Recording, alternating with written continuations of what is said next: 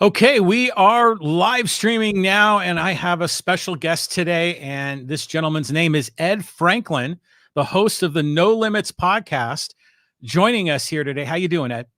I'm doing fantastic. How are you? All right, man. I know you're in our neighborhood, roughly speaking, in our community, and I know you've been doing a podcast, and you're a longtime guy in our city. You're very active in our community. I thought you'd be someone that my audience would like to get to know. And so just really pleased to have you here. That sounds great. Um, so tell me a little bit about your podcast, No Limits, and what is your podcast all about? What's your message you're really sharing out there in the community? So I've always had this desire to get up and talk in front of people and motivate people and inspire people. And I did that a lot when I was working at the chamber, which we'll talk about a little bit. But I went to visit my daughter in Louisiana last year at Thanksgiving, and she said, Dad, you always want to get up and talk in front of people, and you give us good advice. The kids, she's 34 now. If she was 14, she wouldn't have said that. And she Right. said, why don't you start a podcast? And I said, that's awesome. What's a podcast? I kind of knew, but I'd never listened to one or anything like that. So I came back, found one of my mentors under 30 years old and said, dude, how do I do a podcast? And he says, oh, it's real easy. And I said, well, what if this happens? He says, just do another one. So she sent me some paperwork. I read it and I just started doing podcasts, and I've got about 30 episodes out now. And what it was based on was four things. It was having limitations in your life that you can get over. Everybody can get over those limitations. Mm-hmm. Telling your story in life as a salesperson, you always had to tell your story. And you have to be careful of the story you're telling yourself too. I've done a podcast on that. Self-esteem, because I think it's probably the lowest it has been in 100 years, especially with our youth. That's and right. excuses, because I can make an excuse to get out of anything. And I want to make sure that people understand that they can't make excuses all the time. They got to get that fire in their belly. So that's kind of what it's about. And I've had some guests on that have gone a little bit different directions, but we just kind of talk, and I'm trying to be encouraging and positive, and just that's what it's about. It's just positivity. Yeah, right on. I mean, I listened to your recent podcast episode, and it was all about, really kind of showing up, right? Yeah. Following through on your commitments. And I thought it was, really good advice, very sound advice, because to your point, people can make excuses and they end up really damaging themselves when they do that. Yeah, and that came out of I think a lot of my podcasts come out of frustration that's happening to me, and I'm like, don't do that to people. I volunteer for different organizations in Poway, and I show up. I'm that guy that's always there, and I wouldn't volunteer if I didn't have the time or the commitment. And we get, how you get 100 people in an organization and only 20 do all the work. That just drives me nuts. So, yeah, I was bringing that up. That was frustrating to me that people don't show up. Yeah, well, it's Southern California, and sometimes people are, some people can be a little bit flaky. And, it's good to have integrity, right? To follow through Yeah, on the things that you promise, not that you just promise to others, but that you promise to yourself, um, 100%. and really having that core integrity internally. And, I just went through some of the episode titles on your podcast, and there's things in there about accountability and calling yourself out, which Yeah. is all about this integrity piece. And you had one episode, I think it was called "I'm Not Worthy," which I read the title. I want to get into. I imagine that's about self-esteem, and you talk a lot about storytelling. So it's just, I only listened to your most recent episode, but I'm really looking forward to going through your whole library. Yeah, I always try to make it clear in my podcast that I'm not an expert. I'm not a psychologist. I just have a lot of experience dealing with people as having been in sales. I tell a story about the worthiness when you're growing up. I lived in a very poor part of San Diego. I didn't know I was poor, but looking back, we were very, didn't have a lot. And Right. and I saw other kids at school, and I grew up in East San Diego, and there was a community called Talmadge that was nearby. And Talmadge was kind of we used to call it Green Valley, but whatever the rich part of Poway is, it was like that. And I thought, Right. I'm not, those kids deserve that, and I don't deserve that. And I thought, well, that's silly now that I look ahead or look back in my life. I was just as worthy. and everybody's worthy to have whatever they want in life. It's about hard work and, just getting committed. And most of my podcasts come out of my insecurities or whatever that I had to get over. And I know other people have them. So that's kind of where, the ideas come from. It's just, man, either I'm mad at myself because I haven't gone to the gym and I have to talk about it. So hopefully I can inspire someone to get off their butt and do what they need to do.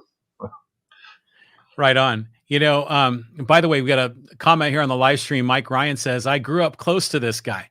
And I know Yes, Mike went to Hoover High School. Were you out in that general area, Ed? I would have went to Crawford if I stayed in East San Diego. Mm-hmm. And Hoover, I used to play basketball at Hoover on weekends. And there was a Wiener Schnitzel there that I used to spend my entire allowance at. I got $2 a week allowance. I'd play basketball and then and then eat hot dogs for a half an hour. But Mike Ryan, that name sounds familiar. I wonder if I know Mike. Mike's another Poway guy here. Yeah. He's been a guest on my show a number of times. Great guy, great family guy. And yeah, he's chiming in. Yep. Yeah. So, you talk about how a lot of your podcast episodes are sort of self-inspired by some of the things that you're going through. And I know I do that as well, because I've had episodes on believing in yourself, on self-esteem, on Mhm. a lot of self-improvement topics, because sometimes I go through my own struggles and Sure. I'm kind of working through these things, and it's very top of mind.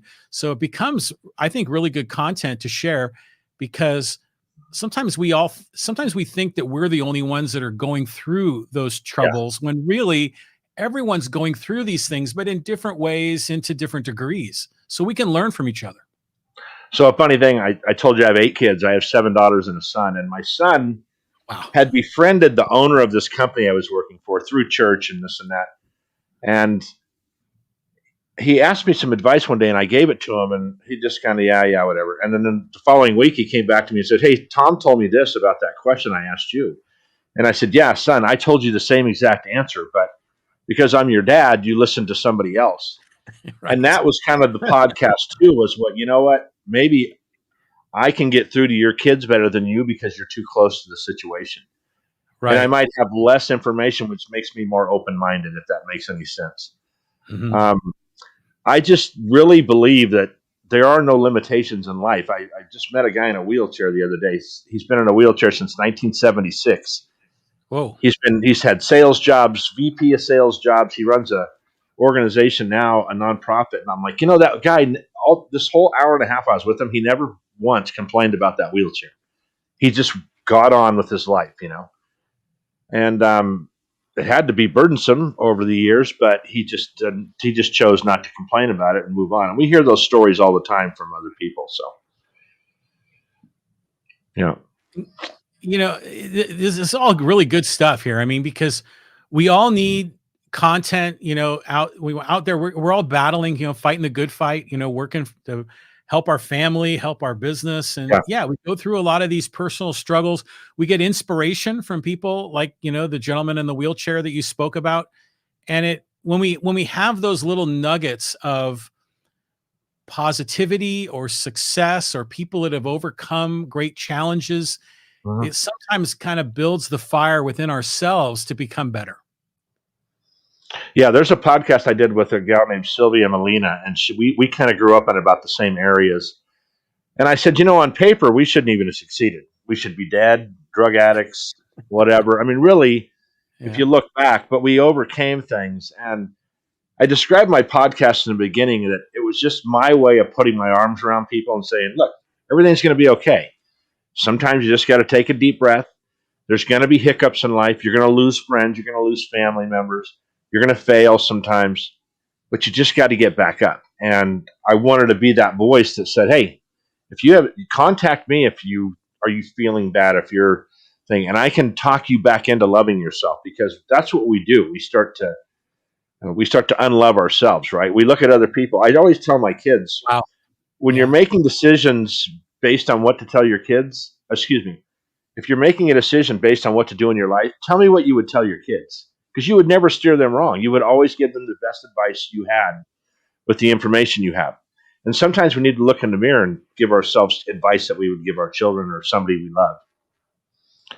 Yeah, that's a good one, because sometimes, it's funny is we can identify the problems that other people are having and we could probably figure out some good advice to share with them, and we can study issues, but sometimes we have to be our own coach.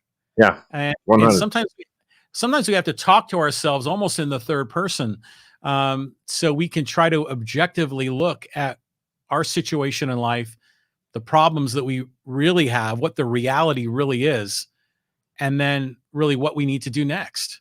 We're Um, all struggling with something. I don't care who you are. I asked a parent the other day if they're, because I do some stuff with, and my podcast is kind of trying to steer it towards youth, 18 to 35 or so. We all struggle with something. And I'd ask the person, oh, well, I communicate well with my kids. And I'm like, no, you don't. Because you don't communicate well with your kids every 5 minutes. There's going to be hiccups, and it's okay. It's normal. I did a sales class one time on getting your customer to fall in love with you. Everybody has something great inside them. From the homeless guy to Joe Biden to Trump, whoever, they all have something loving about them, right? right. And when I talk to people, I'm able to draw that out. I can see I might not like the person, but I can draw something out that I love them and then that they can do that I can't do, or whatever the case may be. And when you're in front of a customer, you have to get that customer to see those things that people love in you. And when you build that relationship, that trust and things like that, then the sale is not a problem. You're just fixing a problem for them. As long as you have the right product that they need, it makes sales much easier too. It's not so stressful. And you make friends. I mean, what's wrong with having more friends? Right on. Yeah, that's always been my experience as well, is you're never, to be successful in sales, you're never really selling. You're building relationships and you're solving problems. 100%.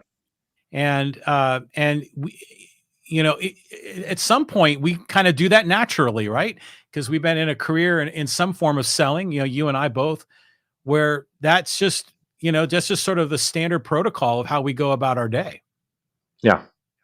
Yeah. And like I said in my last podcast, you have to enter that call with the fact that maybe I'm going to meet someone cool today, right? I'm going to meet someone that I can hang out with that enjoys the same thing I do, or not, or you're going to learn something from that person. If you're always going in with that sell, that's who gives salespeople a bad reputation. They're trying to shove it down your throat all the time. Yeah. Can I get you? What'll it take you to buy this car today? Yeah, I get it. I do. I get it. But still, some people have a very, when people are talking about different careers, some people definitely have a negative perspective of sales because I think they see that stereotype. For When sure. really good salespeople are just problem solvers, and that's the way the world works. Yep, that is absolutely correct. Well, let's go a little deeper if we could. I mean, you're wearing your hat says brilliant marketing ideas on it. Yes. So, let's talk a little bit about that. Now, is that the company you're working for? So I work with a gal named Linda Newman who's started Brilliant Marketing Ideas 20 years ago. It's promotional items, right? Your name on anything. We've been hurt a little bit by COVID because there's no trade shows, there's no nothing like that going on. I think that I was really amazed in this industry about what you can get your name put on. I mean, I'm talking everything from the cheapest little toy you're going to end up in your kids to a Bose speaker or a North Face jacket or Nike, so I can get anything like that, any brand, any product you want to put your name on for a gift for a customer or an employee or something like that. So that's what Brilliant Marketing does, promotional items. We sell a lot of bags, things like that, shirts, things, hats, and all that. Well, yeah, I mean, obviously every company kind of has, what do they call it? Like their tchotchkes or their swag, Yep. Has everybody got a kind of a cool nickname for logo to merchandise. What's the craziest example of someone that wanted to put their name on a thing that was just so out of control that it really caught your attention? Man, somebody asked me this the other day. Well, I have a pair of shoes that are the Chamber of Commerce shoes. So they have the logo and everything for the Chamber of Commerce, and they're Vans too, which is kind of funny. Oh, awesome. Yeah, it's funny. You have your I see your name in the back of you back there. It's crazy to me. I'll be on a Zoom call with a bunch of other business people, and only one or two people will have their name on their shirt or their hat. The statistical information behind promotional items is probably the highest ROI you can get in marketing. And I know I avoided your question because I can't think of anything that's that unusual, but just Well, shoes counts. I mean, that yeah, qualifies. shoes. I have a pair of Vans also that have my no limits on the back of them that I got through Vans. Yeah, I mean they can literally put your name on absolutely anything. So I'm guessing you're a Vans fan, right? Well, I'm one of those. I'm like a girl when it comes to shoes. I have about 50 pairs of shoes. I have a rack in the garage that has every kind of Nike, every color, pink, blue, orange, yellow, any kind of color shoes you can. That's kind of that was kind of my trademark is that I would come in slacks and a dress shirt with some crazy shoes on. So I think it's kind of an age thing. I don't think I had very many shoes when I was young, so now I buy them all the time. Well, I'm a gigantic fan of Vans. And I think I have owned a pair of Vans, at minimum one pair of Vans continuously my whole life since the seventh grade. And if you go in my closet now, there's a whole assortment of different Vans. And the cool thing is they make shoes now that are almost like business casual Vans, Yes. as well as the cool skater Vans. But for me, back in the 70s and early 80s, I was a big BMX guy, so Vans was kind of part of that culture. So I don't know. Whenever someone mentions Vans, I kind of light up. So, Did you? So before Vans, I think they were invented, but they weren't really in California. So I was a skater guy, right?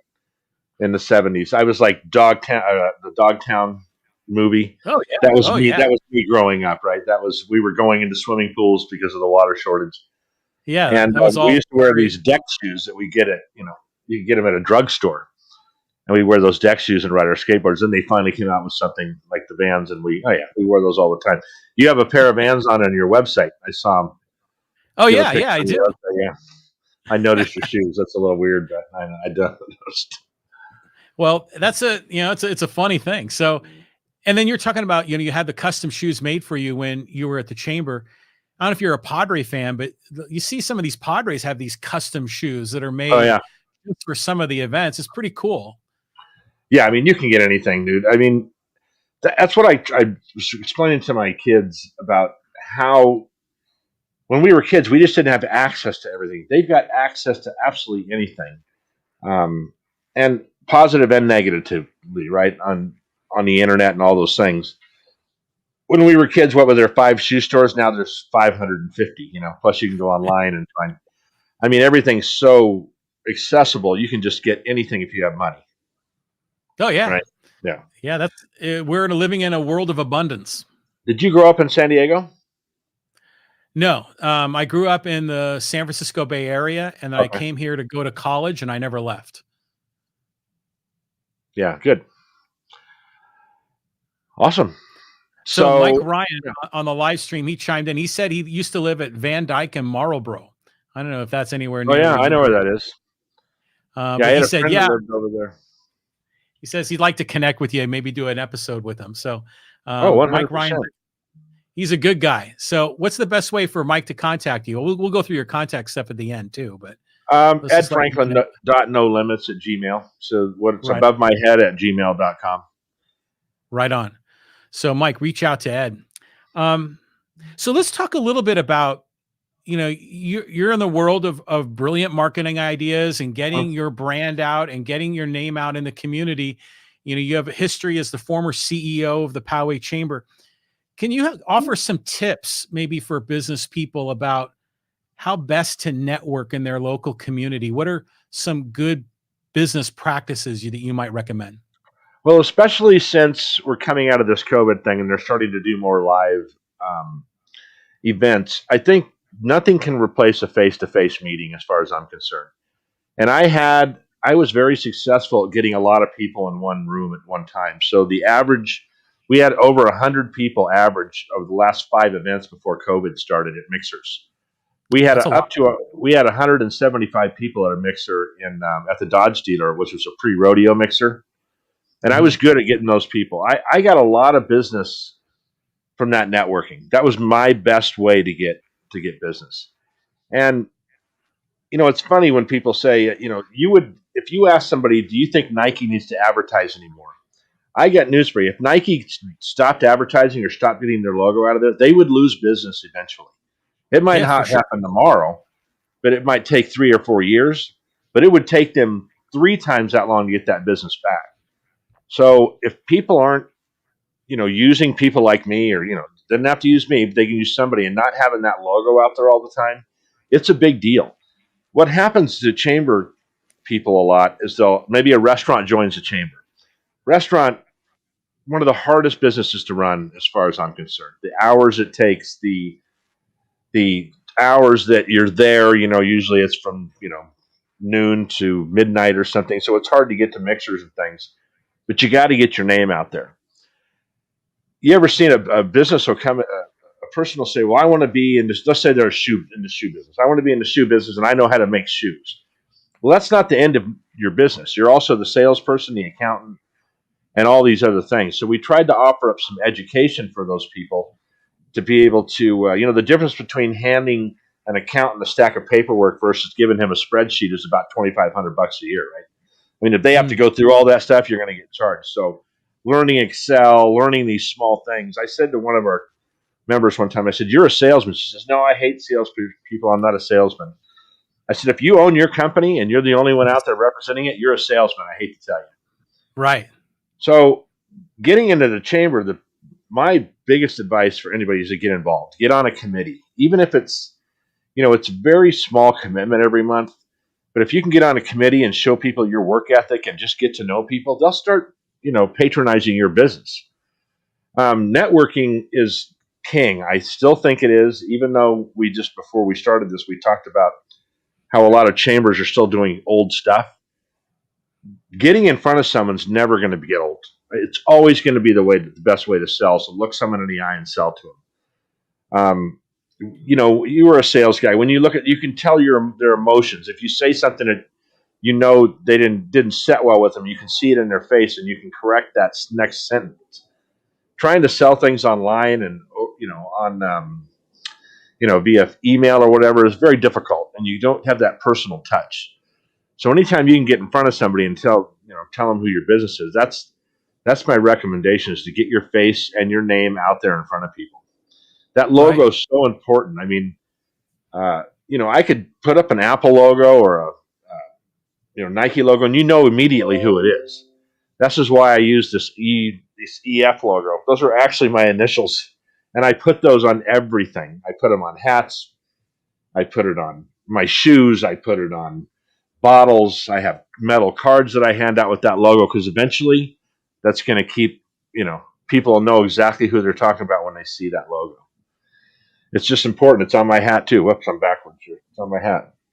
There it is. Okay. I put that EF on everything because that's my brand, and that's what I want to keep getting out there. And it's no different than a taco shop. You got to get that brand out there all the time. So many Mhm. customers open a store and then they sit there and wait for that customer to come in. Just that's tough. That's a tough way to do business. Yeah, it is. Well, you're right. I mean, you gotta get your name out. You basically tell your story, right? You gotta make your value proposition in the market. You gotta give people offers to get them to respond and ultimately to, knock on your door. Um, Talking yes, about that story, I had a friend, sorry to interrupt, that's okay. that is an insurance agent, right? And she started with her dad. I won't mention her name. I think you probably know her. And she started with her dad years ago, and her dad then retired and unfortunately passed away. And now her son works with her. And I used to tell her, your story is so important, because you change from you go from an insurance agent that everybody knows, insurance agents, to a daughter, to a wife, to a mother, to a community person. And now your whole story is different, right?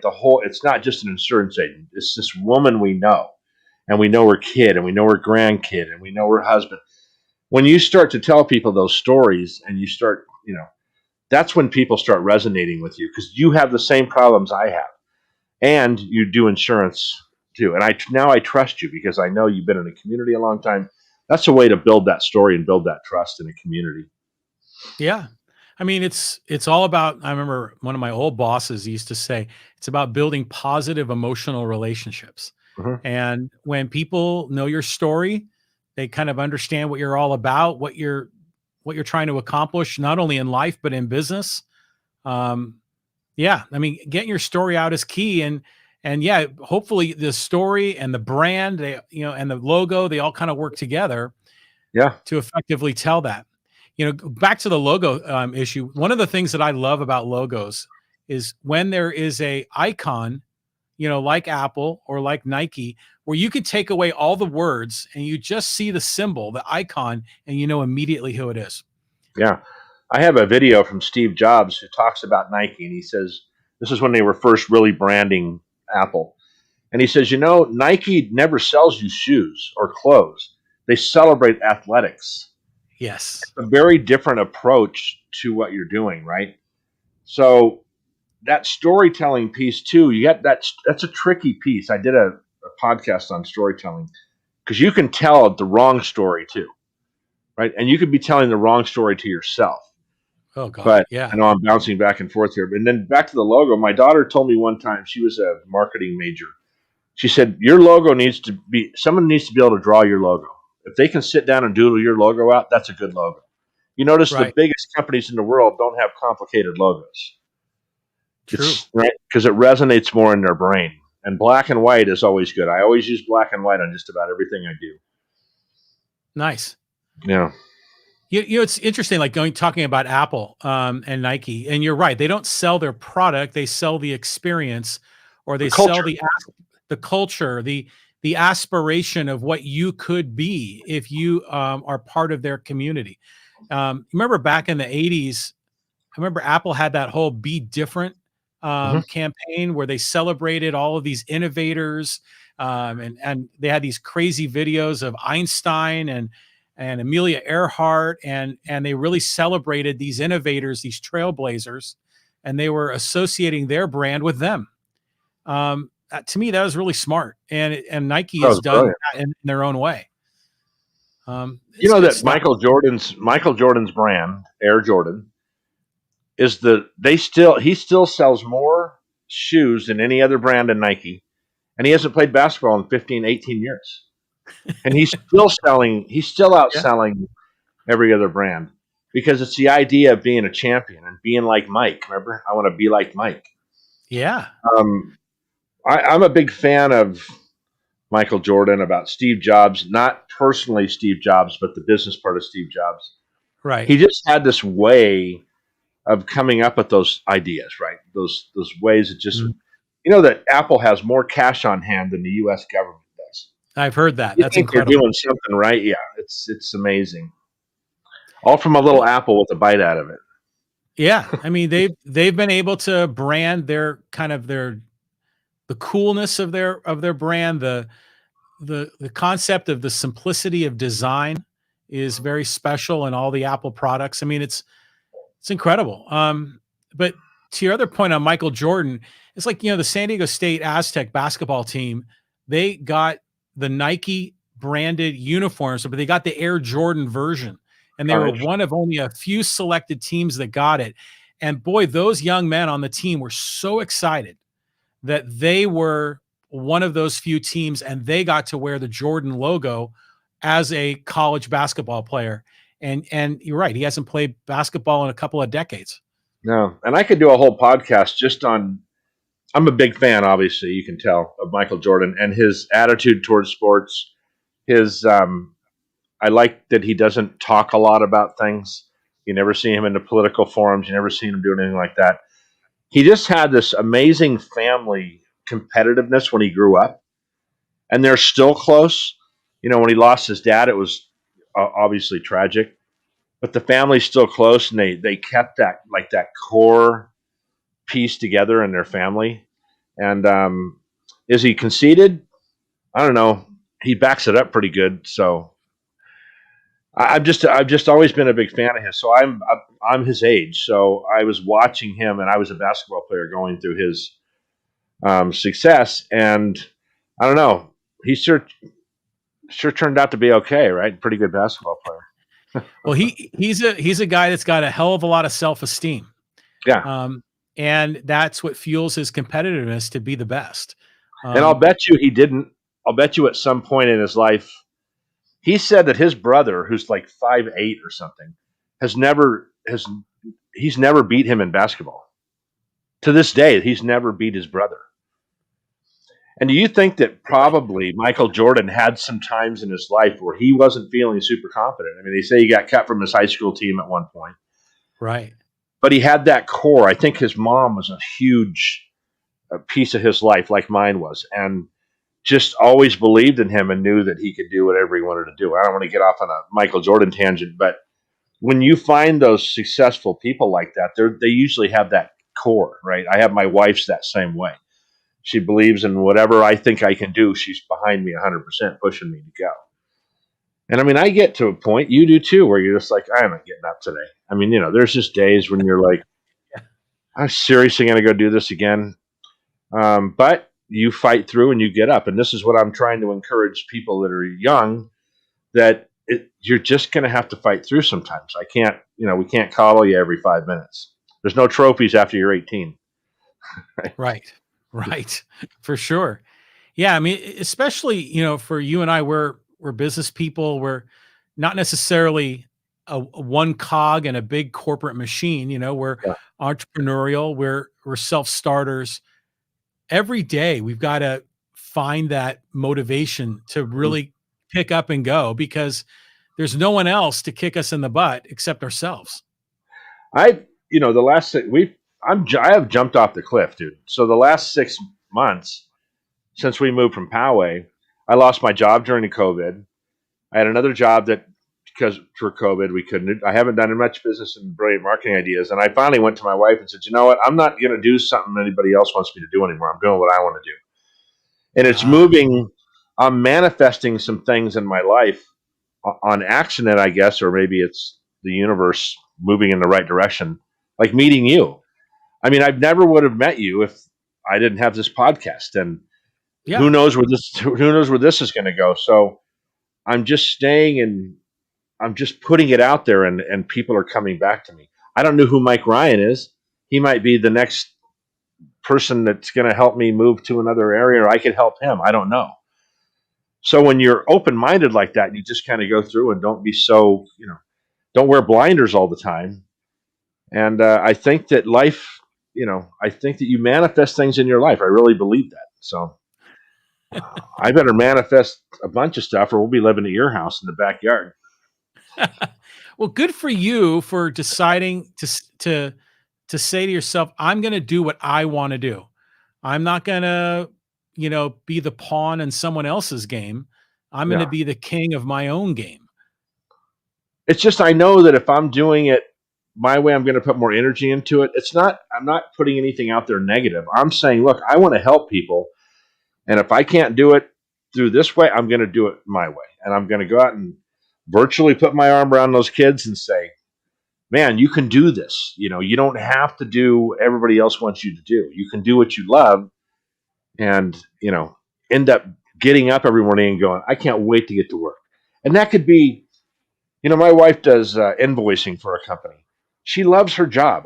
I hear her laughing all day with her workmates and things like that. And she loves that numbers thing. Her job would drive me crazy. It couldn't last 10 minutes. But by the same token, she'll come up here and go, how can you talk to yourself for an hour and no one's in here? I said, that's what I like to do. So you got to find that niche in life that it's your thing, right? Mm-hmm. Think about all these people that have invented all this technology that if they would have done what their mom wanted them to do, we wouldn't have any technology. Because all moms want you to work at the post office and get a good retirement and do, or to be a doctor, be a doctor, a lawyer, right, whatever. But we all got to pursue our own thing. Yeah, you got to be innovative. And like I said, I'd seen you before interviewing people, and I thought, that's cool that he does that. And dude, I mean, less than a year ago, I was just trying to figure out where the next job was going to come from. I was on unemployment. And then my daughter says, start a podcast. And I'm like, okay, let's see how it goes. And it's opening doors like it's never opened before. So totally. Well, I'll tell you from my experience, I started my podcast about 3 years ago. I have met so many amazing people. And today I get to meet you. But so many great people I've had an opportunity to meet, interview, people that are now my friends. Yeah, Other guys like Mike Ryan, who is is in the live stream right now. He's saying, "I'm that type of guy. You need help moving? Give me a call." Um, Mike Ryan, by the way, is a great guy, and he'd be a fantastic guest for you. Mike and I knew each other before I started the podcast because we have children that are sort of the same age, but we got to know each other better since I sure. started the podcast because we had reason to get together and share stories and do things. And so, So what does Mike do for a living about the moving thing? What does he? oh, Mike is no, he's not a mover. Mike Okay. is a he works in the grocery industry. He's a manager over here at the Albertsons in Rancho Bernardo. He's a good guy. That, that's my first job as in grocery. I worked for Lucky Stores, which was Food Basket at the time, and I also worked for Jimco. If he's Oh, similar to my age, he knows what I'm talking about. oh, you guys will get along swimmingly. And the Yeah, grocery he's business was every holiday when I go into the grocery business and I smell like Thanksgiving, right? He'll know what I mean. You go in and you know all those smells. I missed the grocery business for about 5 minutes, only because I did it when I was young. I worked mhm. nights for 6 years in the grocery business, and we would get off work at 8:30 in the morning, go surfing, go to restaurants, do whatever. I mean, it was the greatest job in the world for a kid. I did it since I was 16 until I was 24, and then I went to work for Pepsi. So it Mhm. was it was. I just have super fond memories of the grocery business. It was fun. Oh, good. Yeah. So I mean, Mike's got some great stories to tell, and he, so yeah, you guys will be terrific together. But like I was saying, I've met so many great people through this podcast, and I know you have as well. It's a way to get your brand out. You're meeting new people, and like you say, new opportunities come your way. And that's been true with my experience, and I wish that for you as well as you keep going down this project.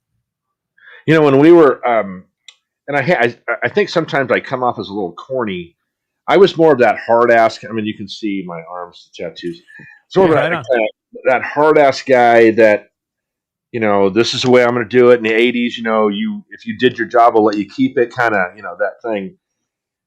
And I just kind of got tired of it. Now I'm not a liberal by any means, or I'm not really. I don't want any label on me. I just think that a lot of times life is just about listening to people and saying, "Hey, I care," you know, giving back to your community, doing something in the community. I learned something a few years back when I'm with the Knights of Columbus, and I was a Grand Knight here in Poway for the Oh Knights wow. of Columbus. And I never knew there was homeless kids in Poway. There's homeless kids in Poway. And so Yeah. we would give money to Abraxas, and we would do. And I'm like, how the hell? First of all, I don't know how anybody can be homeless in America. We have so many resources. I don't know how it happens, and I don't want to go down that road. But how could we have these kids that are homeless? Their parents have left the state and they leave them here. And I deal with a kid that works at Abraxas still to this day, and through the nights we fund some of their programs and things like that. And I just thought, oh my God, are we this horrible of people that we can't just reach out to people and help people out all the time? And these kids that are being abused, the drug usage, the suicide rates are up. All these things are not going well, and we need to, as a community, kind of get together. Not in a mushy way all the time. In fact, sometimes I think we do need to be a little bit of a hard ass and say, "Hey, stop screwing around and get to work or get to wherever." But Right. some people don't even know where to get started. So I'm Right. hoping this podcast helps some people just kind of get started, right? Gary Vaynerchuk is a guy I listen Oh to yeah. and this and that. And I was just reading about him before we got on here. Great story that he has. I mean, he came over here with nothing, right, as a child, and he's built this empire. But he's always wanting to give back, and that's what I think. I think that's what we need to add into our. Someone told me in marketing, you got to use humor, tell a story, and have a cause. If you can do Right. those three things, you're going to be a good marketer because those things are all three important. Oh, that's So good advice. I've never heard that presented that way, but that's good. So, you say humor and humor, story tell your story, and have a cause. and have a cause, something And when bigger you than look at a yourself. lot of commercials, yeah, if you watch commercials or see them on, and you can a lot of times pick those pieces out of those three things out of a commercial. Reebok's very good at it. They would. tell a story and have this cause, and yeah, that's important. I think everybody in their life needs to have a cause. They need to be giving back in some way or one way or another. And if it's just raising kids, that's enough for now. That's a But lot. yeah, when those kids are raised, I think you need to keep that compassion. We need to just have more compassion toward each other. I don't need to have a love fest. I'm just saying, look, you don't Yeah. have to honk at every guy that pulls out in front of you. Maybe he had a bad day. I saw this thing on Facebook once. This guy comes into a coffee shop and he picks up a pair of sunglasses and he puts them on, and everybody he looks at in the sunglasses, he finds out what's going on with that person. Like, he'll look at a woman and say, "This woman just got beat last night by her husband, and now she has to go get him coffee in the morning." And maybe another guy was applying for a job because he just lost his job last week and he's got 3 kids. If we just took a minute to look at people and go, maybe they got something going on. You know what I mean? Maybe there's something in their life they're having a hard time with, and that's why they're lashing out or whatever. So, just trying to be more compassionate in my life. Not to say I don't get pissed off at people sometimes and want to wring their neck, but maybe we just need to be a little bit more nice, I guess. Yeah. That's a good perspective, because we know that there are times in our life when we're going through hell and maybe we've lashed out in a weak Mm-hmm. moment. And if we have that perspective, we can understand maybe that's why someone else is lashing out or reacting in a crazy way. I told a story about my daughters. So for 13 years, I went to Poway High every day, right? Every school day. Mm-hmm. They were all going through the system. And remember one time we were down, I was waiting for the kids to come down, and one of them came down and wasn't dressed as appropriately as I would have liked them, right? Five teenage daughters. And I sent her back, get your ass back up in the room, got in my truck, started up, waited for him. And I thought back about that and said, there was 100 different ways I could have handled that. I'd like that other top you wear is better and it's a little less revealing. Maybe it's a little more appropriate. I could have handled it 100 different ways because I probably ruined her day or at least her morning just by being a jerk, right? When I could have handled it 100 different ways and she could have gotten the truck with a smile on her face. And why would I want to send my kids off? But you're a parent. I had 6 kids at home 6 girls at home and a girl dog. I think I had a boy dog. Is one only advantage I had. And You were it was, outnumbered, seriously. yeah, it was one of those life lessons where you go, man, that could have worked out different, right? Yeah. And but all in all, it was okay. But you think of those things when it's that email when someone gives you a shitty email and you go, oh, I'll show them, and you start typing, and then I'd always say I'd stop, push my keyboard away, go do something for a couple hours, and come back, and I wrote a much better reply to the email, right? Instead of lashing out. We just need to be that in life, I think. It's just look at our political situation over the last 2 years, 5 years, 10 years.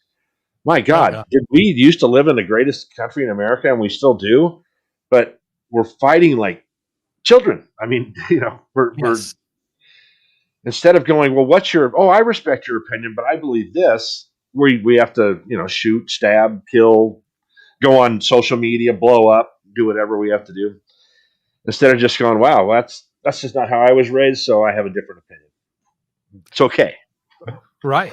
Yeah, And after all, isn't that what, America is supposed to represent in the first place, right? absolutely. Freedom, that we're all different and we all kind of melting pot coming together and we all have different opinions, but we respect one another and we go about our business. Yeah, there's a lot of ways we've lost sight of that as a nation. But if we could, I want to go down a different rabbit hole if we could. Yeah, go ahead. You mentioned that you were raised in Poway. Uh-huh. You raised your children here in Poway. You went to Poway High, so you've got great perspective on our city. Our city right now is going through a lot of change. A lot of change. So you go down Poway Road, and there's all kinds of construction, and Pomerado Road. They're doing all the construction there. I mean, what's your take on what's going on in our town? Well, I'm not a politician. I made that very clear before we started it. When I took over as chairman, as a CEO of the chamber, I thought my only job was to get as many people in one room as possible, and then start to teach the community what the chamber did, right? How important it was to shop locally, how to keep those taxes dollar, and Mm-hmm. that's kind of what my whole goal was. But you do end up getting involved with the city, with the council members and the mayor and things like that. We would do a political forum every year. You had done. I remember you had Tony Russo on that you interviewed when that election came up, and we put on that not the candidates forum where they got up and got to speak, and I had to be part of that just because it was part of the chamber. When I moved to Poway, obviously in 1974, it was half of what it is now. Although I think the population was similar. The population hasn't grown that much, but buildings have, right? We used to have to dodge horse droppings on our skateboards. I mean, that's kind of what it. And it became incorporated in 1980, so it became a city. And then they started doing a little bit of building here. Then they put the business park in, and then some bigger stores came in, like Kmart came in, and some other thing. When Lowe's came in on Poway Road, that blew me away. I'm like, why would you put a big box store like that right on Poway Road with another light? Because I lived in Garden Road, so for me to get out, now I just got another place I got to stop. Right. And it started getting a little frustrating. Now, the math of the situation is they need revenue, right? These pension plans they have in every city in America are a joke. Everything's going up, labor's going up, all those things. So you got to have revenue, period. No, I get that. All of a sudden, over the last, when Don Higginson was the mayor, I knew Don. Don used to work at a 7-Eleven in Garden Road, believe it or not, while he was going to law school. Yeah. So great. In Garden Road, where that 7-Eleven is now, the 7-Eleven was where the feed store was. And that 7-Eleven was a Chevron station. And that little liquor store was a little one-horse liquor store, and there was a house right next to it. I mean, I remember all this stuff like it was yesterday. Right on. So Don Higginson, I used to play basketball with him. And so Don, people's perception of Don is that he had a mental problem, right? He had no mental problem. He had a small physical problem when he was born, and it made him sound and talk a little different than other people. This guy was an attorney. He was, ran mailboxes, etc. I think he was their CEO. Smart guy. So we used to play basketball together. So when he became mayor, I, of course, had a relationship with him. It was a funny relationship because he worked at a 7-Eleven, and we were cowboys. We just parked next to the 7-Eleven in our pickup truck with cowboy hats, all that. And when Mickey Cafagna was the one that kind of got that business park going, so the residents of Poway were already starting to get a little ruffled, right? Because this is a city in the country. We want horses. We don't want none of your damn buildings, a restaurant. That was kind of the thing. It's just funny that we're in San Diego, but that was the attitude of a lot of the people that live there. I'm a concrete guy. I moved from East San Diego. If I won the lottery, I'd get a penthouse somewhere. I wouldn't go to Idaho and buy the state, So to me, the building didn't bother me, right? I felt like we needed to slap some paint on Poway because these landlords would let these buildings run down and they just looked terrible. The sidewalks were broken, which was the city's responsibility.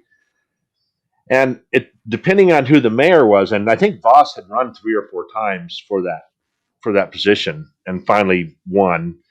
And now I'm not insulting the way they're doing things, or I don't necessarily agree with it or disagree with it.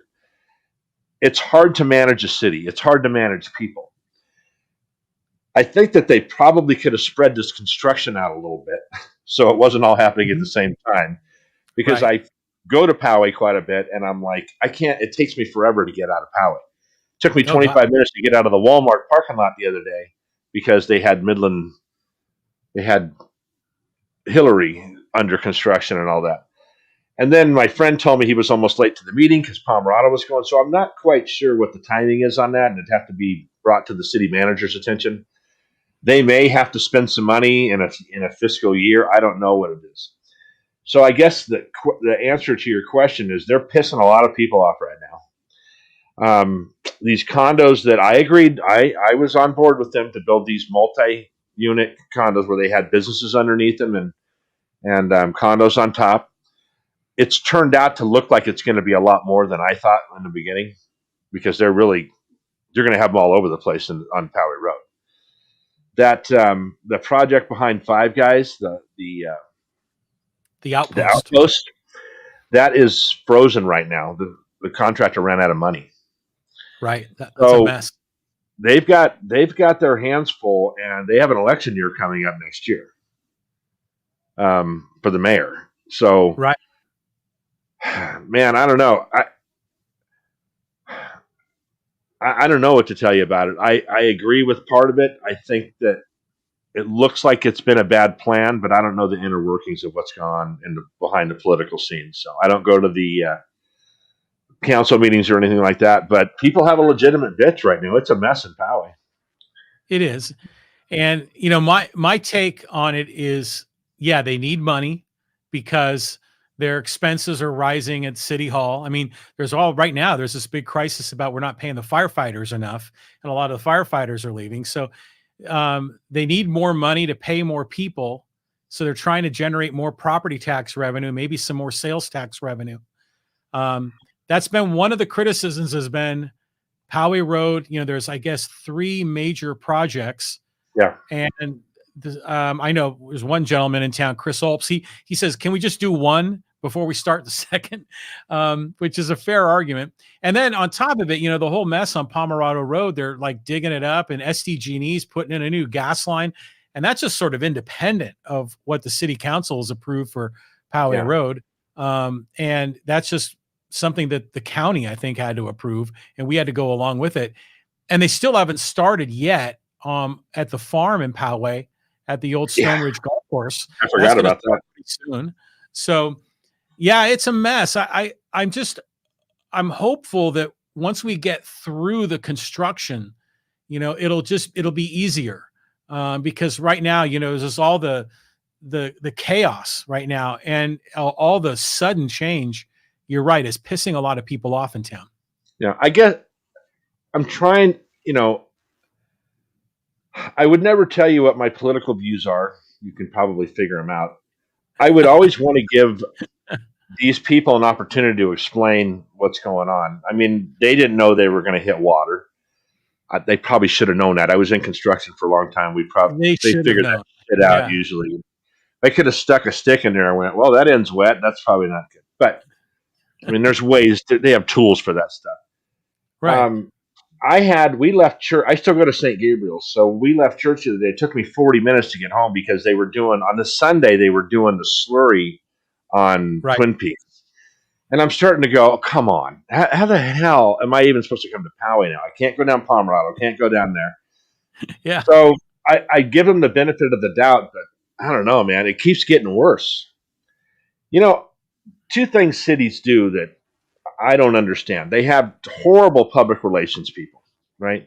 They need someone to engage, and this should be the mayor, by the way, to engage with the community. Even if it's negative, they need to have a good guy come out there and say, let me walk you through it, okay? Or a woman, I don't care who it is. They need someone to walk them through, because people just generally, I've learned in any relationship, if you communicate, it'll be okay, right? You can communicate your way out of anything.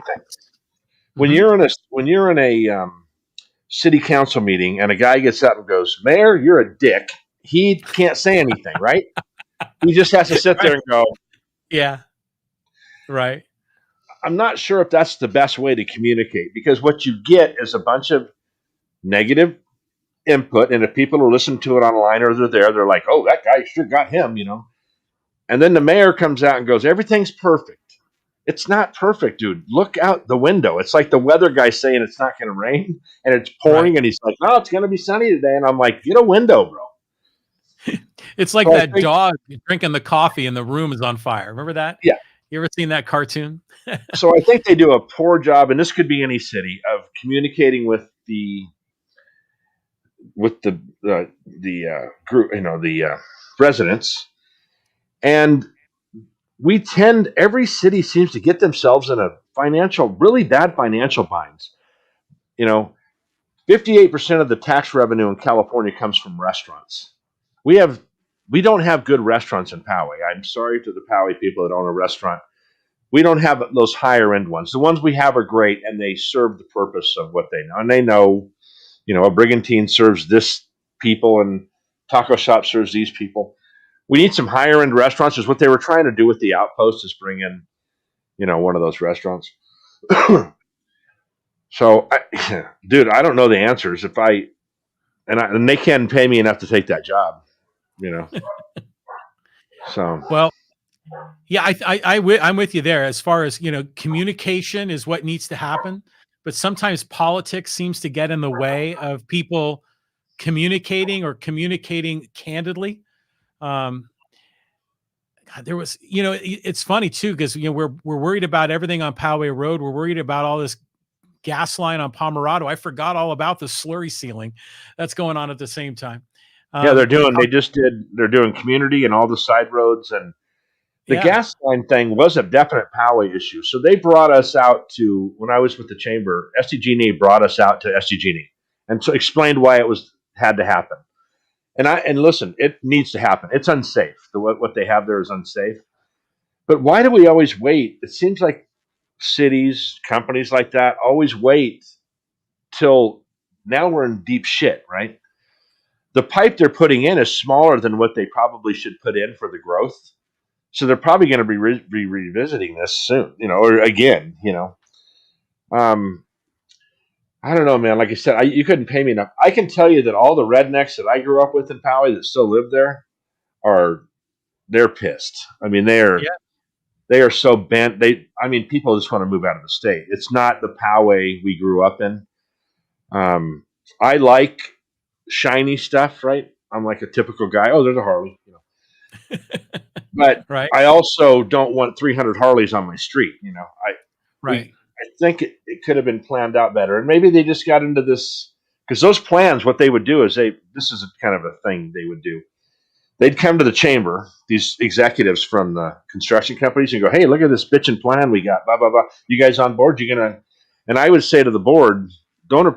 We shouldn't be even been involved in that. If it's business related, we could be, but if it's people related, that's not up to me. I'm a chamber of commerce. I just want more businesses in Poway. I need more revenue. I need people to. I need. I don't need more revenue. I need the businesses to get more revenue. So if there are more people and they're going to do business, that's great. Like if you want to put a better widget, and Harbor Freight wasn't the widget, by the way. I mean, all you do with Harbor Freight is get people from Ramona to come down. You're probably going to get some letters for that statement. I'm just kidding, Ramona. I love you guys. You were like us 20 years ago. Right. Um, so yeah, I don't know, man. I don't know what the answer is. This thing they kind of lost control of it, and it's just like slipped through their hands. Well, it's God. There's so many different variables to the equation. Like in not in any priority order, but the outpost thing, hitting the water. I mean, geez, I had guests on my podcast that were predicting that was going to happen. Pete Neild is an engineer, a scientist. He says, "Oh, that's near a creek bed. They're going to hit water." Sure enough, they I did. know Peter Uh, Neal. yeah, good Yeah. guy. And so um, there's no one would have predicted they would have lost their funding, which made that situation a mess. Then you've got the slurry sealing. Well, they've kind of got a plan for that. They do what, like 1/7 of the city every 7 years, and it's on a rotation basis. And it just so happened to be about now, around the same time they happen to be digging the line for SDG&E. And to your point, you're right. I've heard comments of people saying that they wanted to even put in a bigger pipe, but people complained because they were concerned that it might be too dangerous. You figure if you're going to be digging a trench, you should put the big ass pipe in that's going to Yeah. last for generations. So hopefully they're doing that, or at least to the best of their ability. Um, and then when you drive down Poway Road, you got the outpost is kind of in neutral, but then that Poway Commons, they're kind of chugging along, building it. I'm of the opinion it's like, hey, this doesn't look as bad as some of the pessimists think. Architecturally, it kind of blends in a little bit with the library, and It we'll looked see fine. what It was just really close to the road. I didn't really do the math in my head. I mean, because it's right on the sidewalk, right? yeah. And So that was an objection by some of the people that there were no what they call setbacks, so yeah, it's off the sidewalk. But to your other point is that, yeah, people are pissed, but a lot of people are pissed because they don't pay attention. This 100%. plan for Poway Road has been in the works. They've had public forums and community meetings, and there's been articles about it in the Chieftain. And, we're all running our life. We're taking our kid to soccer practice, and we've got our job, and we've got, family and all these other things in our life. a lot of people don't pay attention to the nitty gritty until the sticks could start going vertical, and suddenly you've got this framing of a structure, and people are like, "WTF? What's going on?" You I know. know. But in the So city's defense too, it's always the same. Let's say 9 or 10 people can make a lot of noise, right? And it's yeah, always and those they do. same They 9 or do. 10 people, right? And let me see how I can not insult all those 9 and 10 people.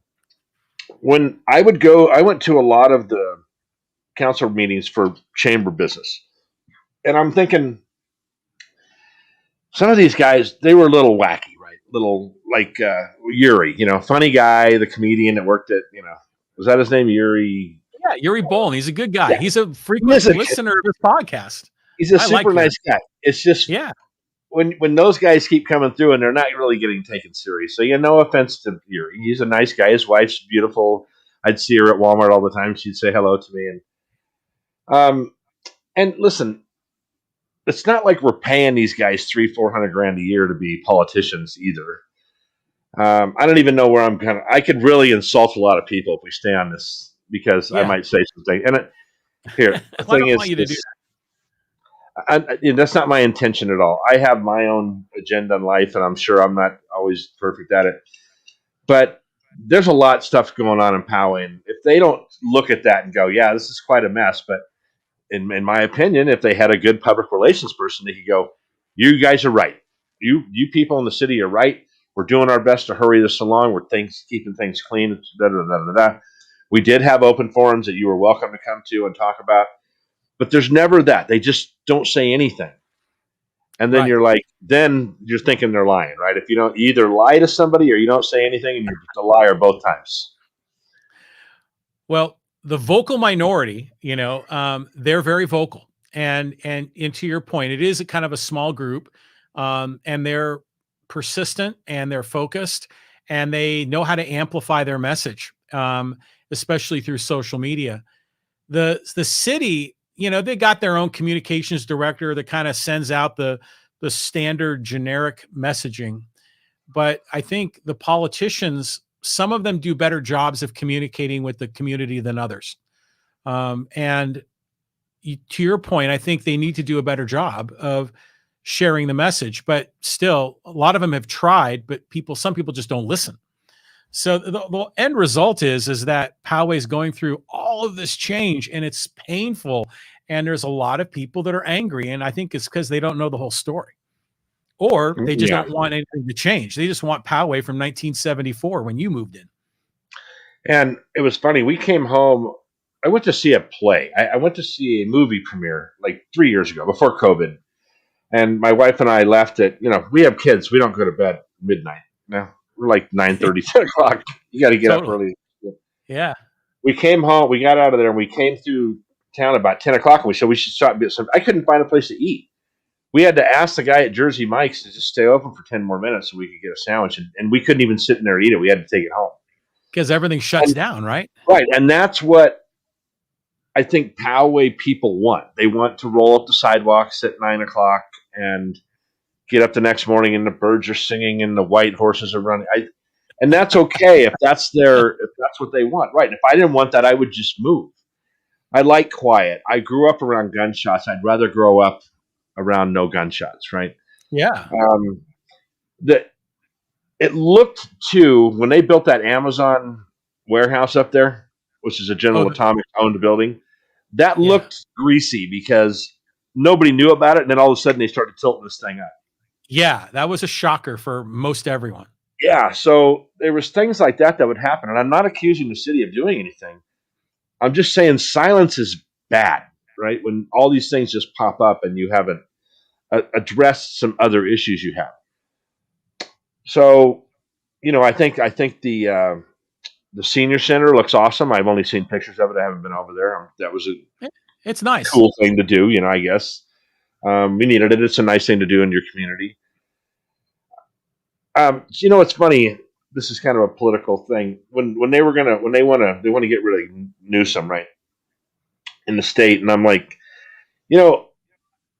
I'm not in love with the guy. I don't even really like the guy. Listen, I don't like really any politicians on that scale. But Right. he had it's an impossible task, right? Because we've seen other states do exactly the opposite of what he did, and they're getting hung now. When you put when instead of just pointing fingers, we don't work together as a community, right? It's it just you can't win. There's no way for the city council to win right now. There's no way for the people that don't like the city council to win. So we got to just pull our belt tight and just get through it. I don't know how Well, else to what you do. this kind of goes back to an earlier thing that we were discussing where there's so much division in our nation. There's people that are fighting, on a wide range of issues. So that trickles down to like local politics too. There's a lot of people that are looking for a fight. Yeah. And you're right. It's a hard being a politician is not a good, easy job. It's impossible to get everyone to like you. That'll never happen, even though they all want that to happen. Mm-hmm. And yeah, and you throw COVID into the whole mess. I mean, geez, it's you're right. Like Newsom went hard left and DeSantis has gone hard right in Florida, and they're both pissing people off. So, Cannot what's win. the answer? I don't know. But I would But say this on the end of this conversation, and we can keep going if you want on something else. But the council members, as I know them, my understanding of the dealings I'd had with them over the last 5 years, they're all men and women of high character. yeah, I don't think they're crooked. Unless they're saving the money to move to Mexico afterwards, no one's taking anything under the table. right. I don't think, I think Chris Hazeltine was a good addition as a city manager. I'll tell you a funny thing about that. I went to somebody in the city and said, so he signed a contract, and in 6 months, his contract, he was going to get a big raise, right? And he, just like an athlete, he put this contract together, and they signed off on it and said, yes, if you're a good boy for 6 months, you're going to get this increase. When the council meeting that they approved that increase or agreed to it, and finally, was the same week that we had the water problem. Remember the rope and the thing? Oh God. Yeah, And I yeah. said to the council members, I said, do you think you just could have put that off for a week? I mean, Right. let's be smart here. Let's be. You want to be a politician? Let's be a politician. Let's not bring up that he's getting a raise and every restaurant in town had to shut down for a week. Right. You know what I mean? I just thought it would, and I think if they would, it's kind of like Trump taking it. When my grandson does something stupid, I take his phone away. That's the punishment to him when I take his phone away. If they would have just done that to President Trump, we'd probably be all different. You've been a bad tweeter. You losing your phone for 4 days. We'll Right. talk about it Thursday at dinner, and maybe you get it back for the weekend. Sometimes we have to do those things. I would love to go out and tell everybody I meet at a grocery store how I feel about them when they cut in front of me in a basket, but you don't do that, right? You go back to that. Maybe they had a bad day. Yeah. Maybe they just got a pay cut. Maybe their kid just something happened. I don't know. I just think we don't do enough of that. And it's not lying. It's just presenting in a different way. Yeah. And maybe the politicians are just tired of getting beat up, and maybe the people that are beating them up are just tired of not being heard, or they feel like they're not being heard because nothing changes. Like I said, all my redneck friends are not happy with this. I talked to a guy last week. He says, I hate this city, blah, blah, blah, blah, blah. And I said, come on, it's Poway. They needed, another thing, but the state was telling them they had to put in so much low income housing too. It wasn't like, they have to do that. Right. That's true. So, and exactly why I'm not a politician, because I'd have the same thing. I'd have half people that hate me, half the people might love me, but I don't know. Probably less than half would love me. So you were a student at Poway High, right? I was. What year did you graduate? 80. I actually 80. graduated early because I was tired of, I didn't like school. So I said to my dad, I don't want to go to high school. He goes, well, graduate early. So I was just telling my grandson this. I took 7 classes, went to summer school every year, and I had 1 class as a senior for 1 semester, and I graduated early. And Good I went for to you. work in the grocery business. Okay. Well, you're making some money. That's good. You're industrious. Yep. Um, My wife eh, graduated in 1986 from Poway. Also, we didn't meet till later in life, but so any fun stories to share from your days at Poway High? Poway, I'll tell you, I have a couple of cool stories. So when I was 13 years old, we moved. Or 12 years old, we moved here. When I was 13, I wanted to play Little League. So my dad says he wouldn't let me play Little League in East San Diego because the parents were just nuts. So he lets me play. I get on this team, and the coach comes up to me. I was like 2 practices late, and he says, "Hey Ed, how you doing? Why don't you get in there?" He says, "What do you want to play?" I said, "I want to play catcher." He goes, "Well, get in there, let Billy throw a couple balls to you." So I get in there, get suited up, and his son, the pitcher, was Billy Bean, right? Oh, really? Oh, no. And at 13 years old, this guy can throw like 85 miles an hour, right? I'll bet. So he's throwing smoke at me. I never saw anybody throw that fast. I'm 13 years old, right? I'm a little chubby Right. kid. And I take one off the bean, right, off a foul tip, and it's like a cartoon, right? I'm seeing birds. So I was that fat kid in right field that played. They got on a snow cone when I was done. Well, he was such a good pitcher, and Dan Meyer, who was on the board of the Chamber of Commerce, he was a great pitcher too. He grew up in Taiwan or something. It was so these two Really? pitchers. Yeah, we won a championship my first year playing Little League, I and know I got a Dan Meyer. trophy He's a because good we guy. won. Yeah, yeah. Dan, I lived right by Dan, so I've known him since we were 13 years old. We played in the same game. Really? I didn't know we played And ball. Vern Marston's son, Greg Marston, played Ah, on that yeah. team too. Vern. So then, fast forward, um, Billy Bean, he goes to high school. The kid was like this. He was just such a good athlete, just good at everything he did. Super nice guy too, by the way. He was not a jerk. He wasn't like a snob or anything like that.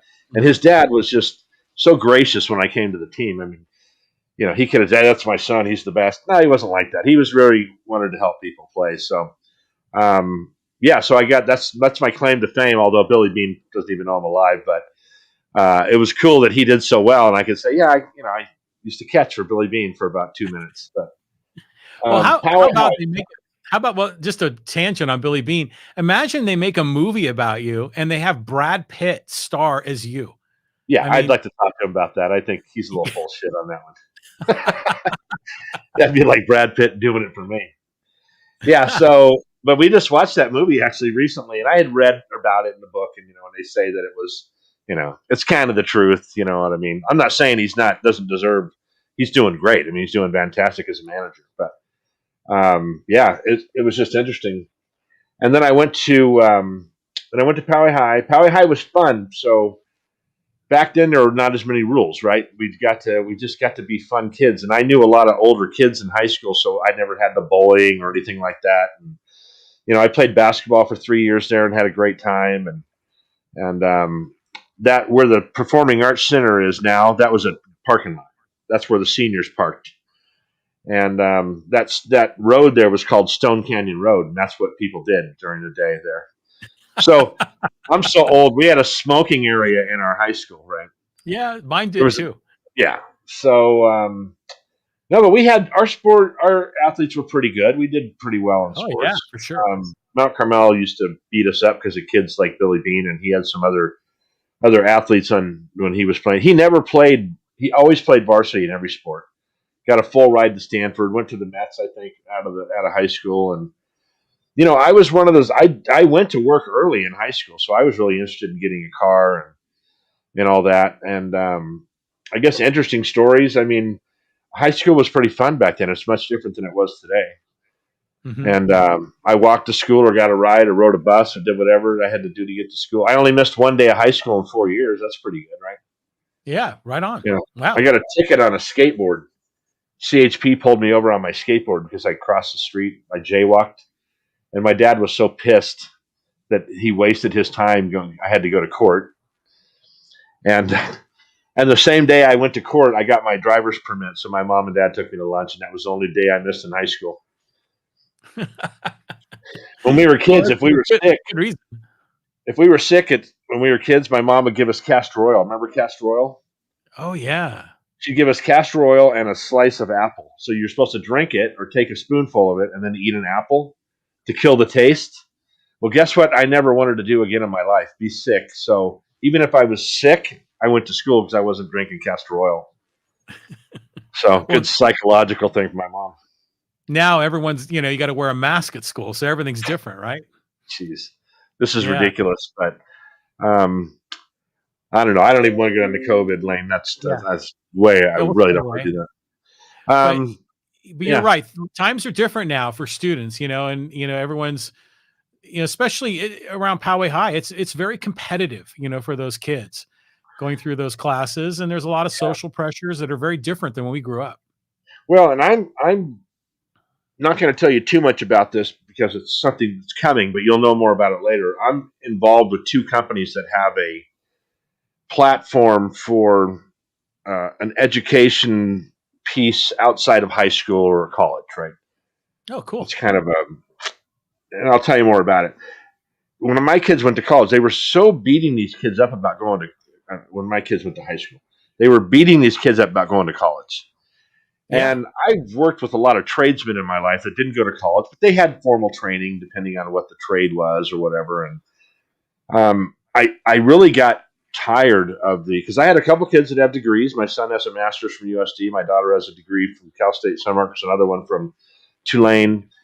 But some of my kids didn't go to college, and that was what was best for them. There's Yeah, for so sure. much pressure on these kids about college and things, and they're forgetting trade schools and they're forgetting all these other ways to make money. Um, it's daunting on you. You get tired of it. I don't know how old your kids are, but I'm over the pounding me about college thing. Let's just get him out of school for let's just teach him how to learn first, because that's what he's going to have to do his whole life is learn. Instead of, and Gary Vaynerchuk talks about it all the time about how ridiculous our system is anymore. We're doing things the same way we did 40 years ago, and a couple of things have changed if people haven't noticed. Like we don't have to Just a little. dial a phone anymore. Right. We can communicate. I said something to you earlier that if you're not using Zoom or some platform like this after COVID's over, you're crazy. This is the greatest platform in the world. We're both at home having a great conversation. I could talk to somebody in Philadelphia this afternoon and I wouldn't have to go anywhere, right? Right. We have these great cell phones. I love Facebook. I have more friends from high school on Facebook now than I did when I was in high school. Yeah, I I can believe you. keep up with their families. I could just keep up with all kinds of people, what they're doing. I get to see their kids growing up and things like that I never would have seen if we didn't have this technology. So is technology bad? If you use anything in a bad way, it's bad. Right. I just think I've embraced it, so I kind of know how to use it. So I think it's the greatest thing in the world. Are kids using it too much? If we let them, they are. Some kids probably are using it too much. But that's just part of growing up too. Our kids need to mature just like we did. It's funny when people complain about millennials, and I say, well, my dad just used to call us dumbasses, right? I had some friends that didn't work when in the 70s, and my dad's like, well, he's a dumbass. It doesn't work. He's like Red Right. on the 70s show, He says, you don't have to be a dumbass. Go to work. So I went to work. My dad was one of these guys. I'd get a call at 10 o'clock at night, and he'd say, he'd come wake me up and say, hey, you need to go to work. I said, no, I'm off tonight. He says, nope, they just called. They need you. I told them you'd be there in 30 minutes. But it was great because that's what got me to get promoted later, that I was willing to go and do that. Plus I made more Right. money, and I always wanted more chrome for my car, right? Or whatever. So that's how we grew up. It just wasn't, you went to work, you did what you're supposed to do. You still did chores around the house. You did all those things. Hmm. So, Right on. Yeah, it's different now, no doubt about it. My children are 23 and 21. okay. So So they're out of school. Are they in one college? one of them's out of college and she's a CPA, and my son is still in college. So, but you're right. I mean, there's a lot of pressure to go to college, and frankly, my wife and I put pressure on our children to go. But it's different now than it was when we graduated. I graduated Yeah. in 1982. So, high school, 82. It's a different deal now. So I see the kids that are going to Poway High, and I just think about the competitive pressures and things that they're dealing with that were very different than what we went through. Yeah. No, I was telling a gal this morning about that. I had a friend whose son committed suicide, and when I met this child, he was 2 or 3, and they used to say he's going to be a doctor when he grows up. And I'm not blaming the parents for what happened. It was just there tended to be this is a path you're going to go down, whether you like it or not, kind of thing. Right. And that's a lot of pressure on somebody who It he may is. have wanted to be a sheet metal worker like his dad, because I knew his dad from the sheet metal business. My kids, people used to say, "Oh my God, you're going to have to spend a lot on college." I'm like, I don't spend any money on college. I'll help them at a junior college or whatever level, but there's other ways to go. My daughter put herself through, my son and my other daughter and my son-in-law all put themselves through college.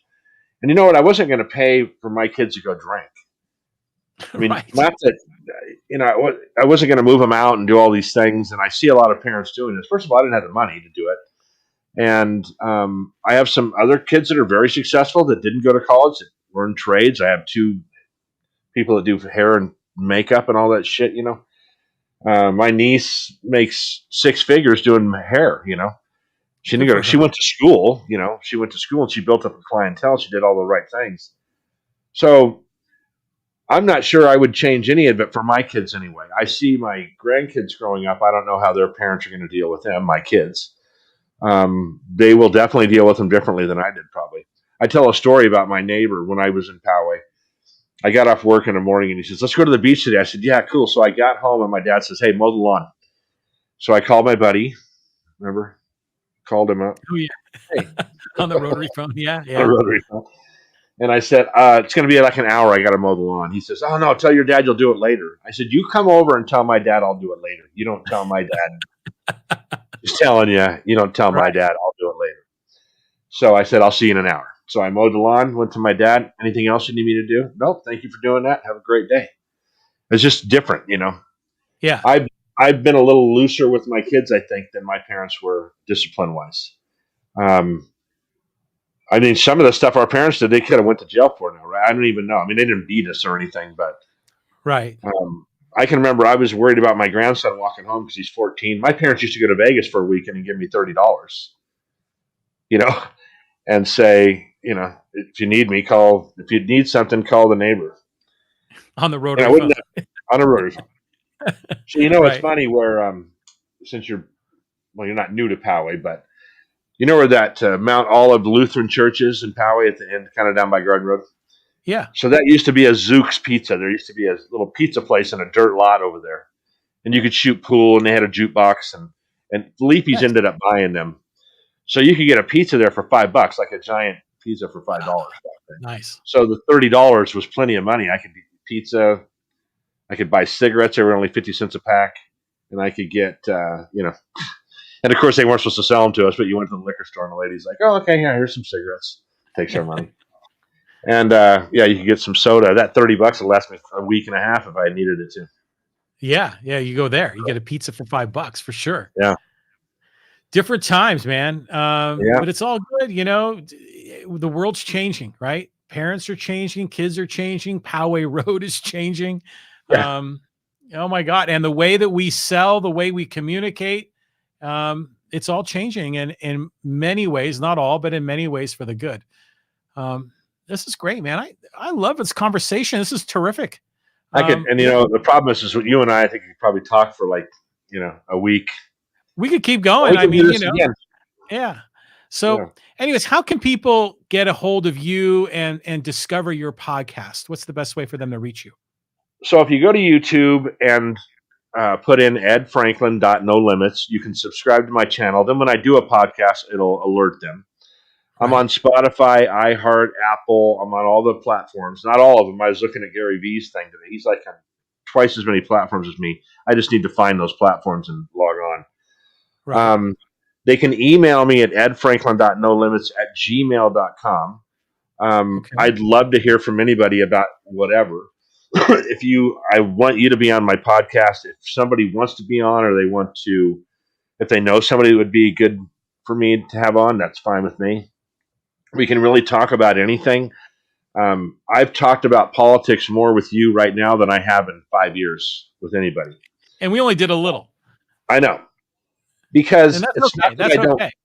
Yeah, it's not that I don't care about the politics. It's just that I'm not sure how to affect it in the way that I want it affected, and if that's going to be agreeable to the other people, right? That's why I'm not a politician. Yeah, right on. I understand. Will everything look great? I'll tell you what, I rode a Harley for a long time. I just recently sold it. I could close my eyes if I could ride a bike and close my eyes and tell you when I got to San Diego. That's how good the roads are in Poway. Oh, for sure. The parks are nice in Poway. The crime is low in Poway. The sheriffs, no, I'm just kidding. I just mess with them. They used to give us a hard time when we were kids. We have a Right. lot of police in Poway. Um, there's so many positive things about Poway. Is this inconvenient with what's going on? Yes, I'm not sure that we know. I'm not a city planner. There may be some other reasons why this is moving at the pace it's moving at. In fact, I'll almost guarantee you there is. Generally, we don't know what the hell we're talking about, and we need more information. Most people don't know what they're talking about, and I'm included in that. So I don't like to do.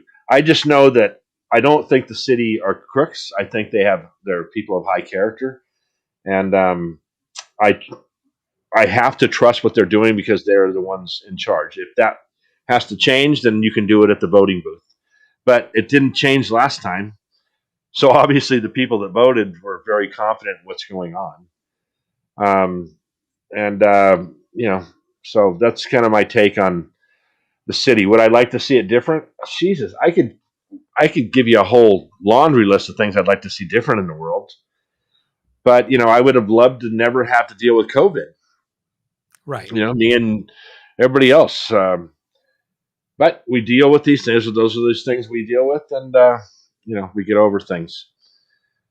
But Well, I just want to just reiterate, and what you're doing in your podcasting is very worthy. I mean, the podcast episodes, I've listened to one of them. I'm going to listen to the rest. The titles are very inspiring. It's all about really being better, and overcoming challenges and the things that we all share together, the challenges we have in our life and how we can be better. It's all there. There's good tips, to be a yeah, good business person, an entrepreneur, a salesperson. It's all in your show. Keep going. And you even said, I think, on your most recent podcast that most podcasts only last like 5 months and then they kind of fade away. And you made yeah. a commitment. You're going to keep going. And I can't encourage you enough. Keep going. This guy It's called very me out good. of the blue. Actually, I met him through this guy. His name is Joe Pici, Pici, and he's a trainer, like a business trainer, sales trainer.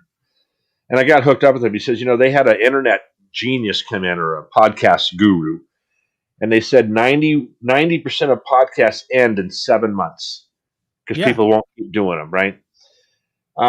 I get a little bit of anxiety, like I need to do a podcast this week, and but I finally just came up with something that I'm going to do. Here's the thing. Uh, there, there's so many ways to be positive in the world, right? Um, a lot of times I'll end my podcast with saying to people, look, I really love people. I really love you. I love, all these people out there because there's something about you that I can't do and that I want to learn about and things like that. If I have to choose positivity over negativity, I'm positive every time. for sure. Why do we have to be negative about things and talk about people and this and that? And, God, man, you just don't know what their shoes, walking in their shoes is like. You just don't know. I mean, if I could, I did this one on storytelling, and I said I can tell my life story two different ways. I could tell it, and you'd go, "Wow, that's really cool." And I told it in another way, and people are like, "Oh my God, Ed, I didn't know that. That's Right. shitty, right?" Yeah. I can tell it two different ways. I can pull those positive pieces out. Look, my dad had a serious drinking problem. He was in the Navy in the '60s and died of cancer at 46 years old. I was 19 years old. He had Oh, lung wow. cancer from the asbestos. And people would say, "Oh my God, that's horrible." I said, would I liked my dad to have lived longer? Of course. But he really taught me how to be a hard ass, right? How to stand up for yourself and do all those things. Lo and behold, 2 years after he died, my mom met the person of her dreams, right? The best husband for my mom. My mom and dad had a relationship, right? I don't even know. I wouldn't even say it was good relationship, but they had kids in that. Then my mom meets this guy that teaches me how to treat a woman. who teaches me my religion, who teaches me how to be kind to people. And I'm like, man, what are the odds that I would have had these two people teach me these two different things and make me a better rounded person, right? So the people I've met in my life, the people I've been around, not all family, but you can't tell the difference because as far as I'm concerned, they're family. Right. I've been fortunate, man. I can't tell you a bad, like I haven't, Gary Vee the other day said, do you know how many people don't have water in the world? Oh, I'm sitting in a house that most people will never, ever even get to go inside of, right? right. I mean, I could be a snob and just not talk to anybody and not get back and say, screw it, and go get another job and be that corporate guy and screw people over. When I was about 30 years old, I really wanted to be an executive, right? I saw these guys. I'm like, oh my God, those guys are so cool. They wear suits and ties, and I wore a suit and tie every day. And had my hair slicked back like like Pat the Riley. coach, Pat Riley. And I'm like, shit, I want to be like that guy. I wore a vest sometimes I wore suspenders. And then as I started moving through that corporate area, I'm like, oh my God, you're a crook. I can't believe what you just did to that person. Or how you talked to that person, or how you said something to that chick. And I'm like, you can't say that to her, and back then it wasn't really bad yet, right? It was still kind of, right. she's just a girl. I was in the grocery business. They hired this woman as an assistant manager, and she was terrible. She wasn't right for the job, but they hired her to go, see, we hire chicks. This is what happens. They hired the wrong woman. You know what I mean? The wrong She was person. nice and everything. She just wasn't the wrong person. Yeah. So I started going, man, I got biker friends and cowboy friends I grew up with that are way more honest. You guys are a bunch of friggin' crooks. So I'm like, nope, I'm not doing this anymore. Went through a divorce, not because of that, and said, you know what? I'm changing my life. I'm not gonna be like that anymore. I'm gonna do things the way I see fit, the way I think it's right, the way I think. And listen, I'm a Catholic. Do I agree with everything the Catholic Church does as administrative? No. But as the religion piece of it, that's the piece that I follow. I know what's right and wrong. I already know what's right and wrong. I'm old enough. So I kind of just started going with the flow and being Ed Franklin, right? That has worked for me. I want to be able to give that back to people and say, don't let other people tell you who to be. You got to be you, right? This is what we love about, John Riley. This is what we love about this person and this person. We need to draw those things out of you. Why have negativity? It's going to happen whether you like it or not, but you don't have to promote it. You can be that positive influence. My mom used to say, I'm not going to tell you not to hang around those kids. I hung around some pretty rough freaking kids. She says, understand that you can be a good, positive person in their life, right? You can be a good influence. You don't have to be a bad influence. And it ended up being that way. The guys that I hung out with were very respectful to my parents when they came over. It wasn't a problem. They broke the law. I didn't break the law. They used to shoplift all the time. I'm like, no, I'm not going in there. I'm not going to. If I get caught, the cops are the last person I got to worry about. My dad's going to yank my friggin' head right off my shoulder. Exactly. So I wasn't going down that road. So I guess that's my podcast pitch, is that we're about positivity, right? I want to build you up. Are we going to talk about negative shit? Yeah, you need to watch for it. It's kind of like doing a post I had to tell my daughter one day, take that post off of Facebook. This was 10 years ago when it first started. She's like, why? I said, because your employers are going to look at that. What if one of your coworkers sees that? It's going to burn you in the long run. So she took it down. And it wasn't even that bad, but I thought, I've been around human resources people. Just take it down. It's not worth it. Right. Those are the things I want to get kids to watch out for. Don't live your life on social media. Use it like I use it, like John uses it. Meet new friends. Connect with whoever. So that's really what the whole thing's about. And I know it sounds kind of corny and it sounds kind of pie in the sky bullshit, but it's up to me, right? It's what the content I put out is either going to be positive or negative. And it's good stuff. I mean, it is positive, and it's real. The stuff that you're putting out is real because you bring your own life into it. You tell stories about what you're going through, and then we can see ourselves through you and the message that you're sharing. So, man, keep going. Love what you're doing. And yeah, right on, man. Big thumbs up. I really enjoyed this discussion. Well, I appreciate you reaching out to me. And like I said, I've seen you before, and you have a good reputation in the town. And yeah, just if anybody wants to listen, edfranklin.no limits. You can see it Spotify, Apple, um, YouTube. There's more content coming. There's more guests coming. There's more kind of branching out coming into some other things that are popular. If you have children, stand by. There's going to be, and I don't mean children. I don't want to.